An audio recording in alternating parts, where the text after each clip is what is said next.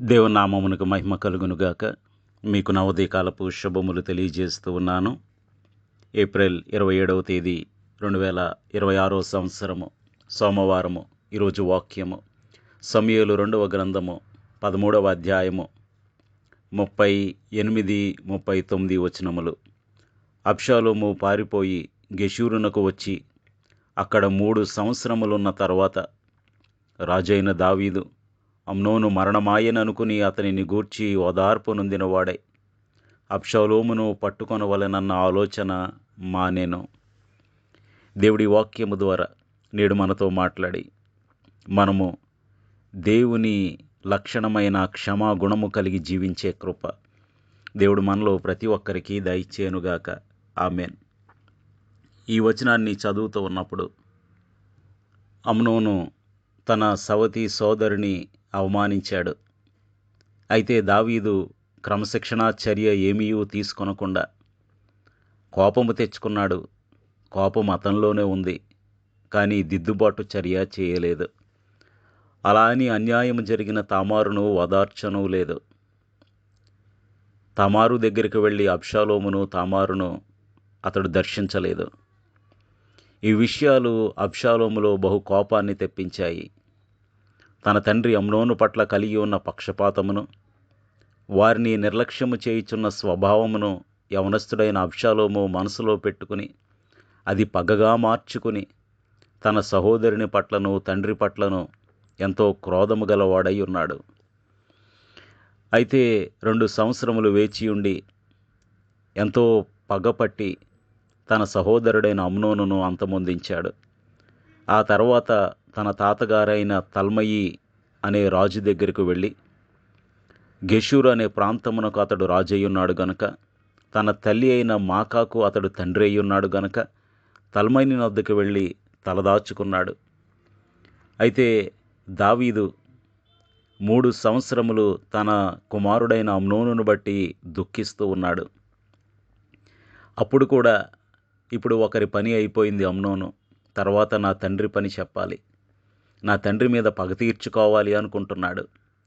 ఇదే సమయంలో గనక దావీదు ఎటువంటి పరిస్థితుల్లో ఉన్నాడంటే రాజుగా శిక్ష విధించాలి, తండ్రిగా క్షమించాలి. ఈ రెండిటి మధ్య దావీదు ఎంతగానో సంఘర్షణ పడ్డాడు. రాజుగా శిక్షించాలి, కానీ తండ్రిగా క్షమించాలి. ఈ సంఘర్షణే దావీదు యొక్క వేదనకు మూల కారణమయ్యింది. ఒక పక్క న్యాయము, ఒక ప్రక్క తండ్రి ప్రేమ. అయితే ప్రియ సహోదరుడా సహోదరి, అతడు న్యాయము జరిగించలేదు, తండ్రి ప్రేమను చూపించలేదు. ఇదే ఈ అబ్షాలోము పట్ల, అబ్షాలోమునకు తన తండ్రి పట్ల ఇంకా పగను కోపమును పెంచాయి. ప్రియ సహోదరుడా సహోదరి, మనము న్యాయము జరిగించవలసిన వారమై ఉన్నాము. అదే సమయములో క్షమించవలసిన వారమై ఉన్నాము. ఎందుకంటే మన దేవుడు క్షమించుటకు సిద్ధ మనసు కలిగినవాడు. అందుకని యేసు క్రీస్తు ప్రభువారు చెప్పిన తప్పిపోయిన కుమారుని ఉపమానములో ఆ తండ్రి ఎప్పుడైతే తన కుమారుడు వస్తాడని ఎదురు చూడటమే కాకుండా అతడు కనిపించగానే పరుగెత్తుకుని వెళ్ళి కౌగిలించుకున్నాడు. దావీదు చేయలేకపోయిన సంపూర్ణ క్షమాపణను ఈ తండ్రి చూపించాడు. ప్రియ సహోదరుడా సహోదరి, దావీదు అబ్షాలోము కోసం దూరంగా ఉండి ఆశపడ్డాడు కానీ, లేదా అతనిని క్షమించలేకపోయాడు కానీ, ఈ తండ్రి తన కుమారుని కొరకు పరుగిడుచూ వచ్చినవాడు. ప్రియ సహోదరుడా సహోదరి, ఇంకా పరలోకపు తండ్రితో దూరంగా ఉన్నావా? ఇంకా ఆయన పట్ల నీ మనసులో ఏమైనా కోపము, ద్వేషము ఉన్నాయా? లేదంటే అటువంటివి లేకపోయినా పాపమును బట్టి దూరమైపోయావా? నీవు ఒక్కడుగు వేస్తే ఆయన 10 అడుగులు వేస్తాడు. ఆయన క్షమించుటకు సిద్ధ మనసు గలవాడు. ఇక రెండవదిగా, మన పట్ల తప్పు చేసిన వారు, మన పట్ల అన్యాయం జరిగించిన వారు, వారిని మనం క్షమించాలి. చరిత్రలో మనం చూసినట్లయితే అమెరికా అంతర్యుద్ధం సమయంలో ఆ అమెరికా దక్షిణాది రాష్ట్రాలన్నీ తిరుగుబాటు చేసి వీరి మీద అంతర్యుద్ధం చేసి విడిపోయారు. లింకన్ వారిని శత్రువులుగా చూడలేదు. ఘోర యుద్ధం జరిగింది. యుద్ధం ముగిశాక వారిని మళ్ళీ దేశంలో ఎలా చేర్చుకోవాలి అని అడిగితే అబ్రహాం లింకన్ అన్నాడు, ఆ ప్రశ్న అడిగిన వారిని, వారు ఎన్నడూ విడిపోనట్టే వారిని తిరిగి స్వీకరించండి, చేర్చుకోవాలి అని చెప్పాడు. ఇది ఒక నాయకునిలోని తండ్రి హృదయానికి సాదృశ్యం. ప్రియ సహోదరుడా, సహోదరి, మరి ఇటువంటి క్షమాపణ గుణం మనలో ఉందా? ఒక విషయం చెప్పమంటారా? ఒక వ్యక్తి మీద మనకు కోపము, పగ, ద్వేషము ఉన్నట్లయితే అది మనకే చేటవుతుంది. ఏ వ్యక్తి హృదయంలో క్షమించలేని మనసుంటుందో అది వారికే నెమ్మది లేకుండా చేస్తుంది. అది వారికే చేటవుతుంది. అది వారి ఆరోగ్యానికే ఇబ్బంది అవుతుంది. క్షమించేద్దాం, దేవునికి విడిచిపెట్టేద్దాం. న్యాయము జరిగించువాడు మన దేవుడు. అందుకనే వాక్యంలో ఏమని రాయబడింది? యెషయా గ్రంథం 30:18 చూస్తే, కావున మీ యందు దయచూపవలనని యెహోవా ఆలస్యము చేయుచున్నాడు.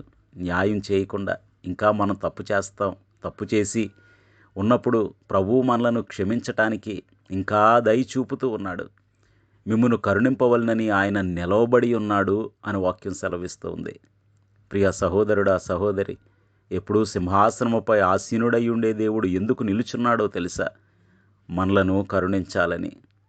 ఆ తర్వాత మాట మనం చూచినట్లయితే, యెహోవా న్యాయము తీర్చు దేవుడు, యెహోవా న్యాయము తీర్చు దేవుడు. ఆయన క్షమించే దేవుడు, న్యాయము తీర్చే దేవుడు. కాబట్టి ఆయన మనసు మనం కలిగి మనం క్షమిద్దాం. తీర్చాల్సిన న్యాయం ఆయనే తీరుస్తాడు. ఎందుకు మన చేతిలోకి తీసుకోవటం? ఆయనకు అప్పగిద్దాం. న్యాయము జరిగించు దేవుడు ఆయన. దానియేలు గ్రంథం 9:9 చూస్తే, మేము మా దేవుడైన యెహోవాకు విరోధముగా తిరుగుబాటు చేసితిమి, అయితే ఆయన కృపా క్షమాపణలు గల దేవుడై ఉన్నాడు. చూడండి, ఇది దైవిక లక్షణం. కాబట్టి ఒకరు మనలను గూర్చి చెడుగా మాట్లాడిన, అన్యాయము చేసిన, అక్రమము చేసిన, బాధ పెట్టిన, దుఃఖపరిచిన, నష్టపరిచిన, మనం క్షమించేద్దాం, దేవునికి విడిచిపెడదాం. Because it is not between you and that person, it is between you and God. నీకు ఆ వ్యక్తికి కాదు, క్షమించు, విడిచిపెట్టే. కానీ నీకు దేవునికి ఉన్న సంబంధం దెబ్బతినకూడదు గనుక, ఇబ్బంది పడకూడదు గనుక దేవునికి అప్పగించాలి. న్యాయము జరిగించు దేవునికి అప్పగించాలి. ప్రియ సహోదరుడా, సహోదరి, దావీదు సౌలు విషయంలో అదే చేశాడు కదా. ఎంత నిష్కారణంగా 3,000 మందిని వెంటబెట్టుకుని అనుదినము దావీదును చంపటానికి తిరిగిన, 2 సార్లు దావీదు చేతికి చిక్కిన, ఏ ఈటెను తనపై విసిరాడో ఆ ఈటే తన చేతిలో ఉండగా, సౌలు గాఢనిద్రలో ఉండగా, తన ప్రక్కనున్నవారు చంపేయమని ఎంతగానో ఒత్తిడి చేసినా దావీదు ఆ పని చేయలేదే, దేవునికి విడిచిపెట్టాడు. ప్రియ సహోదరుడా, సహోదరి, ఎప్పుడైతే మన శత్రువులను లేదా మనల్ని ఇబ్బంది పెట్టిన వారిని మనం క్షమించి దేవునికి విడిచిపెడతామో, మన శత్రువుల ఎదుటే దేవుడు మనలను హెచ్చిస్తాడు. ఇది వాక్యంలో నిగూఢంగా ఉన్న సత్యము.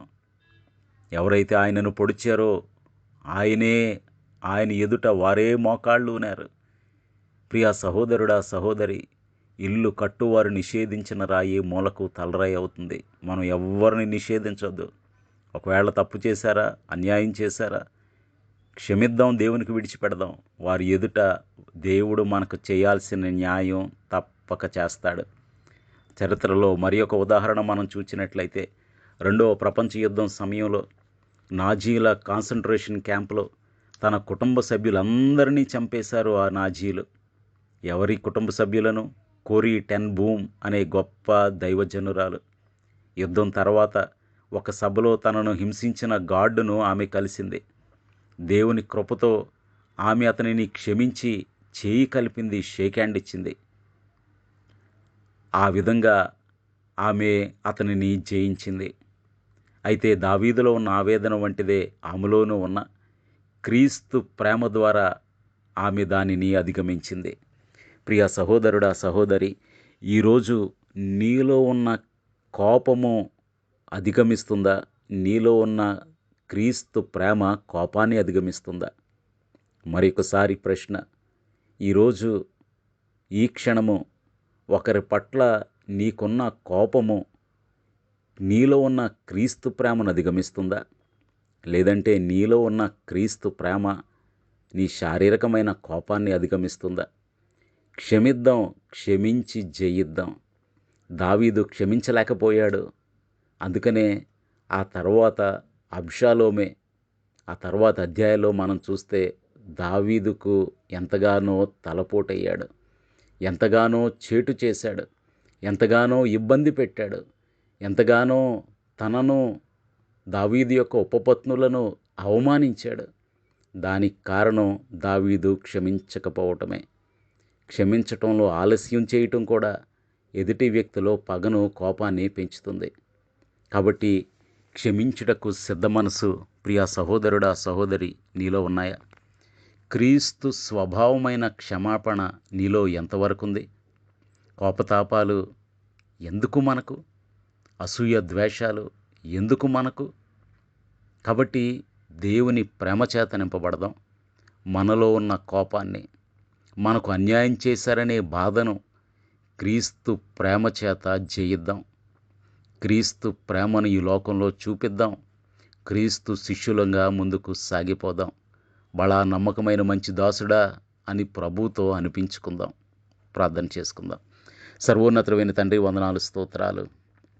ప్రభువా, దావీదు 3 సంవత్సరాలున్న తన కుమారుని క్షమించలేకపోయాడు.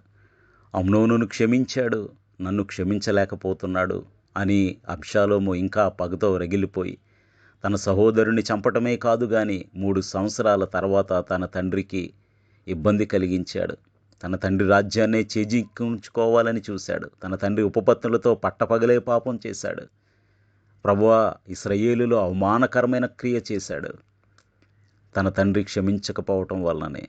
ప్రభువా, క్షమించే మనసు మాలో ప్రతి ఒక్కరికి దయచేయండి. క్షమించుటకు నీవు సిద్ధ మనసు కలిగిన వాడవు గనక మేమును ప్రభువా క్షమించే మనసు కలిగి జీవించే కృప దయచేయండి. మాలో ఉన్న కోపము, బాధ, వేదన వీటన్నిటినీ మాలో ఉన్న క్రీస్తు ప్రేమ చేత జయించే కృప మాలో ప్రతి ఒక్కరికి అనుగ్రహించండి. మెట్టుకు నీ లక్షణమైన క్షమాపణ గుణం కలిగి జీవించే కృప మాలో ప్రతి ఒక్కరికి దయచేసి ప్రేమతో, క్రీస్తు ప్రేమతో అందరినీ జయించే కృప, క్రీస్తు ప్రేమను ఈ లోకంలో పరిమళింపజేసే కృప మాలో ప్రతి ఒక్కరికి అనుగ్రహించమని యేసు నామములో స్తుతించి వినయముగా వేడుకొనుచున్నాము తండ్రి. ఆమెన్. మీ అందరికీ నా వందనములు. ప్రభు పరిచర్యలో మీ సహోదరుడు దిలీప్ బాబు.